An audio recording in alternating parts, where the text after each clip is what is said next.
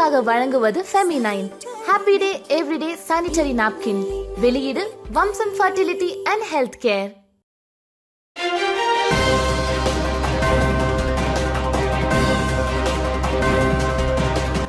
வணக்கம். திசைகளின் 10 மணி செய்திகள். மஇக அகதியை போல கவனிப்பாரற்று கிடக்கிறதா? குற்றச்சாட்டை மறுத்தார் பேரா மந்திரி பசார்.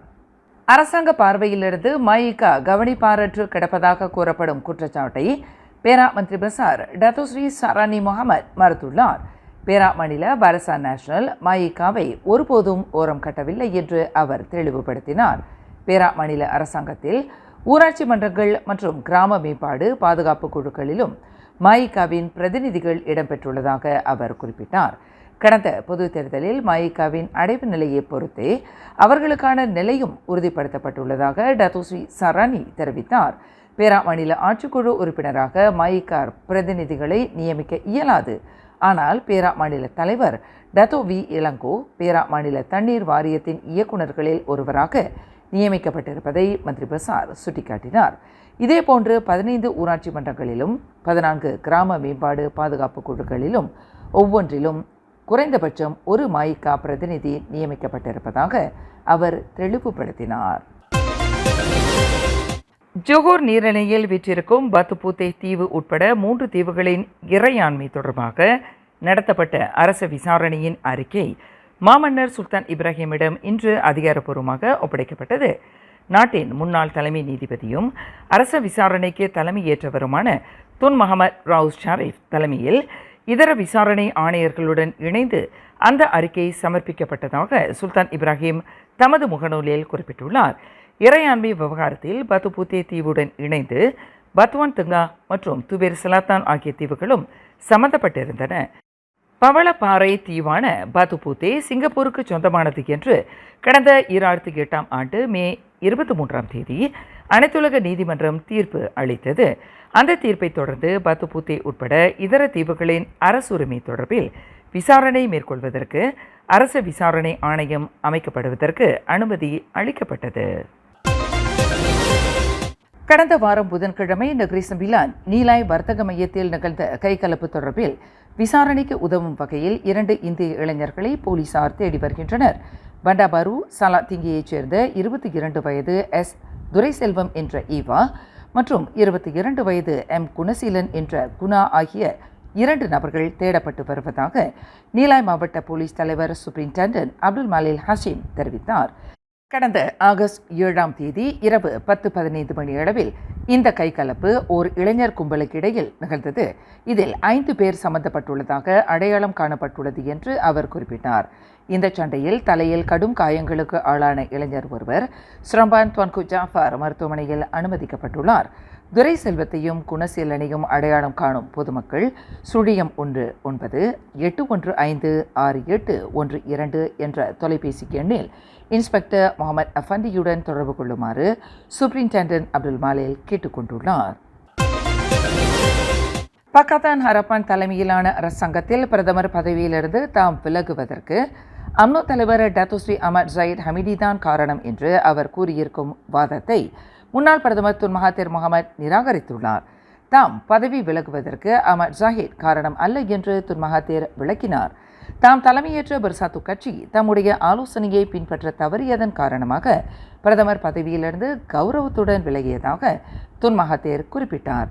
தம்மை பிரதமர் பதவியிலிருந்து வீழ்த்திய ஒரு மாவீரனைப் போல அஹமத் ஜாஹித் மார்த்தட்டி கொள்ளவோ நெஞ்சை உயர்த்தவோ அவசியமில்லை என்று துன் மகாதீர் தெரிவித்தார். அம்னோவை சட்டவிரோத கட்சியாக பிரகடனம் செய்வதற்கு துன் மகாதீர் திட்டமிட்டிருந்ததால் அவரை பிரதமர் பதவியிலிருந்து தாம் வீழ்த்தியதாக அஹமத் ஜாஹித் அறிவித்திருப்பது தொடர்பில் துன் மகாதீர் இன்று எதிர்வினையாற்றினார். கடந்த 2021ஆம் ஆண்டிலிருந்து இவ்வாண்டு ஏப்ரல் மாதம் வரையில் ஆன்லைன் ஸ்கேம் மோசடிகளால் 3.18 பில்லியன் அல்லது 318 கோடி வெள்ளி இழப்பு ஏற்பட்டுள்ளதாக இலக்கவியல் அமைச்சர் கோவிந்த் சிங் தியோ தெரிவித்தார். இதன் வாயிலாக 95,837 பேர் பாதிக்கப்பட்டுள்ளனர் என்று குறிப்பிடப்பட்டிருந்தாலும் பலர் புகார் அளிக்காததால் இதன் உண்மையான எண்ணிக்கை மேலும் அதிகமாக இருக்கலாம் என்று கோவிந்த் சிங் குறிப்பிட்டார். இணையம் வழி நடக்கக்கூடிய இதுபோன்ற மோசடிகளை தடுப்பதற்கு கடும் நடவடிக்கை எடுக்க வேண்டிய அவசியம் உள்ளதாக அவர் கூறினார். குறிப்பாக தங்களின் சொந்த நலனுக்காக அல்லது அரசியல் ஆதாயத்திற்காக மற்றவர்களுக்கு தீங்கு இழைக்க தயங்காதவர்களிடமிருந்து அப்பாவி மக்களை பாதுகாக்க வேண்டியுள்ளதாக இன்று நடைபெற்ற செய்தியாளர்கள் கூட்டத்தில் கோவிந்த் சிங் இதனை தெரிவித்தார். இதுபோன்ற உயர் தொழில்நுட்பங்களை கொண்ட குற்றங்களை எதிர்த்து போராடுவதற்கும் சட்டத்தை நிலைநிறுத்துவதற்கும் பொதுமக்களுக்கும் தனியார் நிறுவனங்களுக்கும் இடையில் நீடித்த ஒத்துழைப்பு அவசியமாகும் என்பதையும் அமைச்சர் வலியுறுத்தினார். நாட்டில் விளையாட்டுத் துறையை மேம்படுத்துவதில் முன்னாள் தேசிய வீரர்கள் மற்றும் வீராங்கனைகளின் பங்களிப்பு நாடப்படும் என்று இளைஞர் விளையாட்டுத்துறை அமைச்சர் ஹனா யூ தெரிவித்தார். முன்னாள் வீரர்கள் மற்றும் வீராங்கனைகளின் விலை மதிப்பில்லா பரந்த அனுபவத்தையும் திறனையும் தற்போதைய விளையாட்டாளர்களுக்கு பகிர்ந்து கொள்வதற்கு ஏதுவாக இவ்விவகாரத்தில் அமைச்சு அதீத கவனம் செலுத்தும் என்று ஹனா யூ குறிப்பிட்டார். அமைச்சர் என்ற முறையில் தமது தவணை காலம் முடிவடைவதற்கு முன்னதாக விளையாட்டுத் துறையில் சரியான நபர் சரியான இடத்தில் நிறுத்தப்படுவது உறுதி செய்யப்படும். அதற்கு முன்னாள் வீரர்களும் வீராங்கனைகளும் உதவுவார்கள் என்று அவர் நம்பிக்கை தெரிவித்தார். நடந்து முடிந்த 2024 ஆண்டுக்கான பாரிஸ் ஒலிம்பிக் போட்டியில் மலேசிய ஒலிம்பிக் குழுவிற்கு துணைத் தலைவராக தலைமையேற்ற ஸ்குவாஷ் முன்னாள் தேசிய வீராங்கனை டத்தோ நிக்கோல் டேவிட்டுடன் அதிக நேரம் செலவிட்டதையும் ஹனா யூ நினைவு கூர்ந்தார். தேசிய விளையாட்டுத்துறை வளர்ச்சிக்கு உதவ டத்தோ நிக்கோல் டேவிட் உறுதி பூண்டிருப்பதையும் அமைச்சர் சுட்டிக்காட்டினார். கடந்த ஜூலை 11 சைபஜயா அருகில் மாஜு நெடுஞ்சாலை டோல் சாவடியில் ஒரு சீன நாட்டு பிரஜையும் ஓர் உள்ளூர் பெண்ணும் கடத்தப்பட்ட சம்பவம் தொடர்பில் போலீசார் மேலும் 4 சந்தேக பேர்வழிகளை தேடி வருகின்றனர். அந்த 2 நபர்களை கடத்திச் செல்வதிலும் அக்கடத்தலை திட்டமிட்டதிலும் மொத்தம் 18 நபர்கள் சம்பந்தப்பட்டுள்ளனர். இதில் 10 பேர் பிடிபட்டுள்ளனர் என்று ஸ்லாங்கூர் மாநில போலீஸ் தலைவர் டத்தோ ஹுசேன் ஒமர் கான் தெரிவித்தார். தேடப்பட்டு வரும் உள்ளூரைச் சேர்ந்த இந்த 4 நபர்களில் 3 ஆண்கள் என்றும் 1 பெண் என்றும் அவர் குறிப்பிட்டார். அந்த 4 நபர்களும் இன்னமும் நாட்டிற்குள் தான் இருக்கின்றனர் என்று இன்று சப்பாங் போலீஸ் நிலையத்தில் நடைபெற்ற செய்தியாளர்கள் கூட்டத்தில் டத்தோ ஹுசேன் உமர் தெரிவித்தார். இக்கடத்தலில் ஈடுபட்டுள்ள 4 முக்கிய நபர்களை போலீசார் கடந்த ஆகஸ்ட் 1 ஜொஹோர் ஸ்கூடாயில் சுட்டுக் கொன்றதாக அவர் மேலும் கூறினார். இதுவரையில் பிடிபட்ட நபர்களிடமிருந்து கைப்பற்றப்பட்ட ரொக்க பணத்தையும் செய்தியாளர் கூட்டத்தில் டத்தோ ஹுசேன் உமர் காட்டினார். நாட்டில் நடப்பு சூழலுக்கு பொருத்தமற்ற 3000க்கும் மேற்பட்ட காலாவதியான சட்டங்கள் இருப்பதாக சட்டத்துறை அமைச்சர் டத்தோ ஸ்ரீ அசலினா ஒஸ்மான் தெரிவித்தார். அந்த பழமை வாய்ந்த சட்டங்கள் மறு ஆய்வு செய்யப்பட வேண்டிய அவசியம் இருப்பதாக அவர் குறிப்பிட்டார். தற்போதைய டிஜிட்டல் உலகத்தில் இந்த பழங்கால சட்டங்கள் உபயோகமற்றதாகும். எனவே நடப்பு தொழில்நுட்ப சூழலுக்கு ஏற்ப அந்த சட்டங்கள் திருத்தப்பட வேண்டிய அவசியம் ஏற்பட்டுள்ளதாக அசலினா தெரிவித்தார். இந்த 3000க்கும் மேற்பட்ட சட்டங்களில் பல நாடு சுதந்திரம் பெறுவதற்கு முன்பு வகுக்கப்பட்டவையாகும். அந்த சட்டங்கள் யாவும் பிரதமரின் பார்வைக்காக தற்போது தொகுக்கப்பட்டு வருவதாக இன்று நடைபெற்ற செய்தியாளர்கள் கூட்டத்தில் அவர் இதனை குறிப்பிட்டார்.